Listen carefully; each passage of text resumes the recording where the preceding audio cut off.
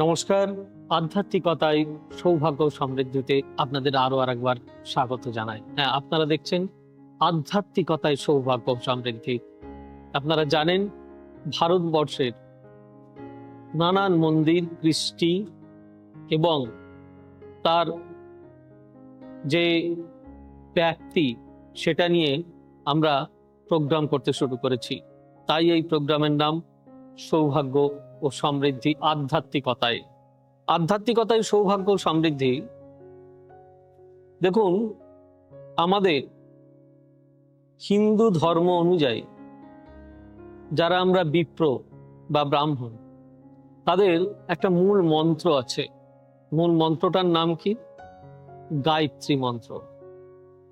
আমরা গায়ত্রী মন্ত্র জপ করে থাকি, কিন্তু ঠাকুরের কৃপায় আজকে ঠাকুরকে যদি এই গায়ত্রী, ঠাকুরের সামনে যদি এই গায়ত্রী মন্ত্র নিয়ে একটা ছোট্ট উদাহরণ দিই, তাহলে বুঝতে পারবেন এর মানে অনেকেই জানেন না।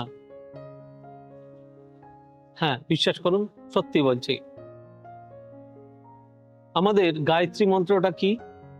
ওম ভূর্ভুবঃ স্বঃ তৎসবিতুর্বরেণ্যং ভর্গো দেবস্য ধীমহি ধিয়ো ইয়ো নঃ প্রচোদয়াৎ। এর অর্থ জানেন?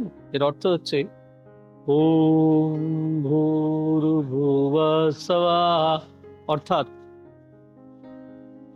এই পৃথিবীতে যত ভূত প্রেত, নানান কিছু শরীরী অশরীরী আত্মা রয়েছে, তাদেরকে প্রণাম নিবেদন করা হলো। ওম ভূর্ভুবঃ স্বঃ তৎসবিতুর্বরেণ্যং, তার উপরে যারা দেবদেবী রয়েছেন, তৎসবিতুর্বরেণ্যং, যারা সবার মানে এর ওপরে রয়েছেন, তাদেরকে প্রণাম জানাই। ভর্গো দেবস্য ধীমহি, ভার্গদেব স্বয়ং শ্রী শ্রী ঠাকুর, শ্রী শ্রী জগন্নাথ দেব, যিনি সুপ্রিম পাওয়ার, যার উপরে আর কেউ নেই। ভর্গো দেবস্য ধীমহি, ধীমহি, পুরো জগতের, পুরো ইউনিভার্সের যিনি মালিক, তাকে স্মরণ করে প্রতিজ্ঞা করছি এবং তাকে বলছি, ধিয়ো ইয়ো না, ধুয়ে ফেলো না, আমার সব মধ্যে যত নোংরা আছে সব ধুয়ে ফেলো না। প্রচোদয়াৎ, আমার সঙ্গে প্রেম করো, আমাকে ভালোবাসো, আমাকে কৃপা করো। এই হচ্ছে গায়ত্রী মন্ত্রের সারাংশ। কিন্তু আজকে সেই প্রভু, যেরকম আমরা বেড়াতে যাই, বলি দীপুদা, দীঘা, পুরী, দার্জিলিং, ঠিক সেরকম আজকে আমরা আছি হুগলির মাহেশে। ঠাকুরেরও তো বেড়াতে ইচ্ছা যায়, কারো তো শখ হয়। যাই হোক, আজকে সোজা রথ নিয়ে কিছু আলোচনা করা যাক। কে জানাবেন আমাদের? জানাবেন আর কেউ নন, যিনি নিজ গুণে সমৃদ্ধ, এই নক্ষত্র আলোকে যিনি উজ্জ্বলতম জ্যোতিষ্ক, সেই পিয়াল অধিকারী মহাশয়, যিনি এখানকার সম্পাদকও বটেন। তার কাছ থেকে এই সোজা রথ নিয়ে কিছু শুনবো। আর গায়ত্রী মন্ত্র তো আমি খুব সামান্য জানি, তাই আপনাদেরকে একটা ছোট্ট উপহার দিলাম। যাই হোক, স্বাগত জানাবো শ্রী শ্রী পিয়াল অধিকারী মহাশয়কে। জয় জগন্নাথ। জয় জগন্নাথ। যদি আপনি সোজা রথ সম্বন্ধে কিছু বলেন। আমি তো গায়ত্রী মন্ত্র নিয়ে কিছু বললাম, আমার তো খুব সাধারণ জ্ঞান, খুব অল্প জানি। জয় জগন্নাথ। আমাদের এই জগন্নাথ মহাপ্রভু হচ্ছে সম্পূর্ণ মানব রূপ। আমাদেরও যেমন জ্বর ব্যথা জ্বালা হয়, তারপরে আমরাও যেমন ওষুধ খাই, ঠিক সেই রকমই জগন্নাথ দেব জ্বর ব্যথা হয়েছিল, উনি পথ্য খেয়েছিলেন। তারপরে তিনি জ্বর থেকে উঠে যাওয়ার পর আমাদের কি মনে হয়, একটু মন্ডা মিটাই, ভালো ভালো কিছু খাওয়া দাওয়া করি। ঠিক সেই রকমই জগন্নাথ মহাপ্রভুকে সেই নবযৌবনের দিন সকলে মিলে আসেন, ভক্তগণেরা ওনাকে মিষ্টান্ন নিবেদন করেন। এরপরে আমাদের কি মনে হয় যে আমরা একটু বাইরে ঘুরতে যাই, এই জ্বর থেকে উঠেছি, আমরা কোথায় যাব, আমরা এদিক ওদিক কোনো একটা জায়গায় যাব। জগন্নাথ মহাপ্রভুর কোথায় আর যাবার আছে, ওনারই তো বিশ্ব। উনি চলে যান মাসির বাড়ি। এই মাসি কিন্তু মায়ের বোন মাসি নয়। আচ্ছা, এটা হ্যাঁ। কিন্তু জানতাম না। মায়ের বোন মাসি নয়, এটা জানতাম না। শুনেছিলাম যে মাসির বাড়ি যান। এটা হচ্ছে পৌর্ণমাসী। আমাদের মায়েসে হচ্ছে পূর্ণ পয়ৌকা মধ্যাহ্নয় রে পৌর্ণমাসীর কুঞ্জে তিনি অতিবাহিত হন। এর একটা গল্প আছে। শ্রীকৃষ্ণ যখন বৃন্দাবন থেকে মথুরায় চলে গেছিলেন, সেই সময় তার সাথে বিভিন্ন গোপিনীরা গেছিলেন। কিন্তু সেই সময় গোপিনীরা তাকে রাজা ভাবে দেখতে চায়নি, কারণ তিনি তার প্রিয় সখাকে তাদের মতন করে চেয়েছিলেন। তখন সেই গোপিনীরা ব্যর্থ মনোরথ হয়ে আবার বৃন্দাবনে ফিরে এসেছিলেন। শ্রীকৃষ্ণ তো অন্তর্যামী, উনি তো সবই বোঝেন। উনি তো জগতের নাথ, জগবন্ধু, জগৎ পিতা, সত্য যুগে নারায়ণ, ত্রেতায় রামচন্দ্র, দাপরে কৃষ্ণ, কলিতে উনি যেহেতু জগন্নাথ, যুগে যুগে অবতীর্ণ হয়ে আছেন। তো শ্রীকৃষ্ণ বুঝতে পারলেন তার গোপিনীদের কথা, যে তারা দুঃখ পেয়েছেন। সেই সময় তিনি ঠিক করলেন যে আমি তোমাদেরই মধ্যে এক সখী, তার নাম পৌর্ণমাসী, সেই সখীর নাম হচ্ছে পৌর্ণমাসী। সেই আমি পৌর্ণমাসীর কুঞ্জে আমি এই 9টা দিন অতিবাহিত হব। তোমরা আমাকে যেমন খুশি চাও সেরকম তোমরা পাবে। তো সেই হিসাব থেকেই যে রথযাত্রা, এই যে 9টা দিন যে তিনি মাসির বাড়ি যান, এটা পৌর্ণমাসীর কুঞ্জে তিনি অতিবাহিত হন। এবং ওইখানে এই সোজা রথ হচ্ছে আমাদের শুক্লা অমাবস্যার যে দ্বিতীয়া যে তিথি, এই তিথিতেই সোজা রথ। সকাল থেকেই ভক্তদের ঢল নামে মাইসে, আমরা হিমশিম খেয়ে যাই, পুলিশ প্রশাসন হিমশিম খেয়ে যায়, আমার সকল ভলেন্টিয়াররা থাকেন তারা হিমশিম খেয়ে যান, যে আমাদের এই মাইসের যে ঢল নামে সেটা সামলাতে।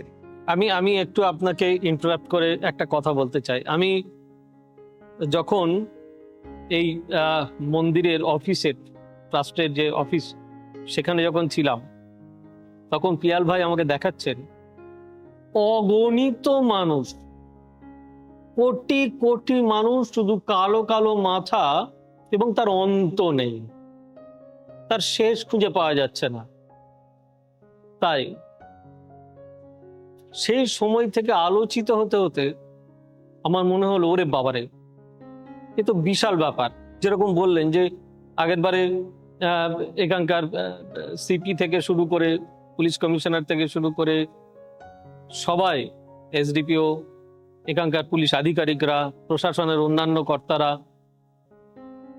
এবং সে এমন বিপর্যয়, মানে এত সে রথের দড়ি টানে নিয়ে এত সমস্যা, শেষকালে সবাইকে জল দিয়ে শান্ত করতে হলো, তাদেরকে ফল দিয়ে শান্ত করতে হলো।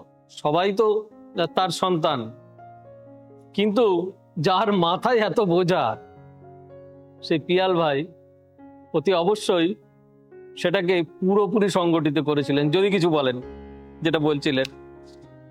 তো আমাদের সকালবেলা মহাপ্রভুর অগণিত ভক্তদের ঢল নেমে যায় সোজা রথের দিন। সকাল 8টার সময় প্রভুর ভোগ হয়ে যায়। সেই সময় আমাদের প্রতিদিন দুপুর 12:30টায় ভোগ হয়, আমাদের কাঠের জালে ভোগ। কিন্তু আমাদের যেহেতু উৎকল মতে, পুরীর মতেই আমাদের সেই কাঠের জালে পুরনো মতেই আমাদের ভোগ রন্ধন হয়। আমাদের সকাল 8টার সময় সেদিন ভোগ খেয়ে প্রভু বাইরের চাতাল থেকে উনি দর্শন দেন, এবং দুপুর 2টোর সময় আমাদের দামোদর হয়, আমাদের শুভ সূচনা বলা হয়।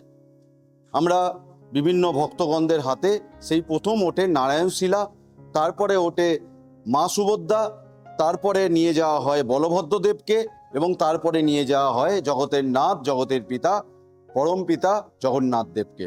আমরা সেই চিরাচরিত প্রথা অনুযায়ী লেপ কম্বল মুড়ি দিয়ে আমরা তুলি, এবং সেই দড়ি বেঁধে আমাদের রথে তুলতে হয়। এই যে আমরা যে রথে যে তুলি, আমাদের একদম যে 50 ফুট যে আমাদের রথ আছে, মায়েসের রথ তো সর্বজন বিদিত, নতুনভাবে বলার কিছু নেই। সেই যে রথের একদম চতুর্থ তলায় জগন্নাথ দেবের সিংহাসন, ওখানে ওনাকে স্বর্ণালঙ্কারে ভূষিত করি, পুষ্পমাল্যে ভূষিত করি, সোনার মুকুট পরিয়ে দিই, বাজু পরিয়ে দিই, হাত পরিয়ে দিই। তারপরে তার তৃতীয় তলায় আমরা রামলীলার চিত্র দিয়ে আমরা ঢেকে দিই রথে, দ্বিতীয় তলাটায় আমরা কৃষ্ণলীলার চিত্র দিয়ে ঢেকে দিই, এবং একদম শেষের তলায় আমরা চৈতন্য লীলার চিত্র দিয়ে আমরা ঢেকে দিই। আমাদের এই রথের দুটো রোপ আছে, 100 গজ 100 গজ, 200 গজ ম্যানিলা রোপ আছে, তার 10 ইঞ্চি পরিধি। এবং এই রথটা মার্টিনমান কোম্পানি তৈরি করে দিয়েছিল আজ থেকে 139 বছর পূর্বে। তারও আগে ছিল কাঠের রথ। সেই সময় কাঠের রথে কি হতো, বৃদ্ধ বৃদ্ধারা আত্মহত্যা দিত, কাঠ তো আর শোধন করা যেত না। ওনারা ভাবতো কি আমি যদি আত্মহত্যা করি আমি স্বর্গলাভ গমন করব। আগেকার দিনের বৃদ্ধ বিদ্যাদের সেই মনোভাব ছিল, সেই জন্য সেই নতুনভাবে আবার নতুন করে কাঠের রথ তৈরি করতে হতো। প্রচুর ব্যয় সাপেক্ষের ব্যাপার হয়ে দাঁড়িয়েছিল। সেই সময় এগিয়ে এসেছিল আমাদের হুগলির দেওয়ান ছিলেন কৃষ্ণচন্দ্র বসু, শ্যামবাজার বসু পরিবারের। তিনি আমাদের এই বর্তমান লোহার রথটি তিনি দান করেছিলেন তৎকালীন সময়ে 20,000 টাকা খরচ করে। এবং তারপরে এই 100 গজ 100 গজ যে 200 গজ ম্যানিলা রোপ দিয়ে আমাদের রথ টানা হয়, সামনে দুটো অশ্ব লাগানো হয় সম্পূর্ণ তামার, একটি সাদা এবং একটি নীল। জয় ইঞ্জিনিয়ারিং ইংল্যান্ড থেকে এই অশ্ব দুটি বানানো হয়েছিল। এবং 5 ফুট 4 ইঞ্চির একটা সারথি আছে, দুটো রাজহংস আছে। এবং আমরা বিউগল দিয়ে রথের সূচনা হয়। আমি এবং আমার পিতা সৌমেন অধিকারী, যিনি প্রধান সেবায়িত মায়েসের জগন্নাথ মন্দিরের, আমার পিতা এখন 85 বছর বয়স হলেন, উনি আমার ওপর দায়িত্ব দিয়েছেন। আমাকে হরি হরি বল বলতে হয়। তখন রথের ওপর থেকে কাঁসর ঘন্টা বাজে, তখন রথ চলা শুরু হয়। এবং দেখবেন আপনারা দেখবেন যে মায়েসে গুলির শব্দ পাওয়া যায়, কারণ আমাদের সেই চিরাচরিত্র প্রথা অনুযায়ী রথ যখন শেষ হয় আমাদের হুইসেল বাজে, আর দু সাইড থেকে পুলিশ প্রশাসন থেকে ফায়ারিং করা হয়, স্কাই ফায়ারিং হয়, যাতে ভেতরে আমাদের যেহেতু ব্রেক নেই তাই জন্য আমরা 50 ফুট একটা লম্বা কাঠের দণ্ড বিম আছে, সেই বিমটাকে আমরা চাকার তলায় ফেলে দিই। এবং আমাদের যেহেতু স্টিয়ারিং নেই তাই জন্য ডান দিক বাঁ দিক করবার জন্য ঝামা ইট ব্যবহৃত করতে হয়। আমাদের 12টা বড় বড় লোহার চাকা আছে, তার 1 ফুট বেড়, সেই চাকার তলায় আমরা সেই ঝামা ইট ব্যবহার করে ডান দিক এবং বাঁ দিক করি। এইভাবেই আমরা প্রভুকে নিয়ে যাই রথের দিন মাসির বাড়িতে।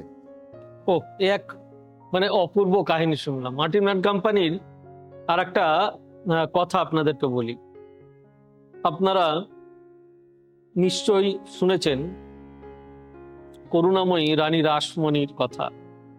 তিনি একটি রথ তৈরি করেছিলেন এই কোম্পানির মাধ্যমে। বাবু রাজচন্দ্র দাস তার পতিদেব,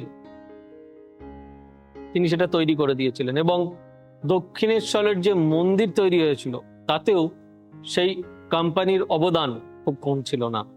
যাই হোক, আপনাদের অনুষ্ঠানটি কেমন লাগলো অতি অবশ্যই জানাবেন। ভালো লাগলে জানেন কি করতে হবে। তাই ঈশ্বরের কৃপা, আপনারা শুনলেন যে প্রভুর সোজা রথ কিভাবে হয়, রথ কিভাবে সাজানো হয়, তার ভূষণ কেমন থাকে, তার চাকার বেড় কত, কোন কোম্পানি তৈরি করেছিলেন, তার অশ্ব দুটি ইংল্যান্ডের কোন কোম্পানি তৈরি করেছিলেন। আপনারা অনেক কিছু তথ্য পেলেন এর মাধ্যমে। তাই প্রভুর কৃপা আপনাদের উপর বর্ষিত হোক। জয় জগন্নাথ, জয় জগন্নাথ, জয় জগন্নাথ। হে প্রভু, প্রত্যেকের কৃপা আমাদের সবার উপর বর্ষিত হোক। আর ধন্যবাদ জানাই অতি অবশ্যই সম্মানীয় শ্রী পিয়াল অধিকারী মহাশয়কে। ধন্যবাদ। জয় জগন্নাথ, জয় Jagannath. God bless you. Bye bye, নমস্কার। এবার থেকে সব্যসাচী ব্যানার্জিকে পাওয়া আরো সহজ। আপনারা অনলাইন বুকিং করতে পারেন একটা সুন্দর নাম্বার দিয়ে, 9734454545। আপনারা পাবেন ফেসবুক, ইউটিউব এবং ইনস্টাগ্রামে। আপনাদের চোখ থাকুক সৌভাগ্য ও সমৃদ্ধিতে। চোখ রাখতে পারেন আমার ওয়েবসাইটে www.astrosavysachi.com।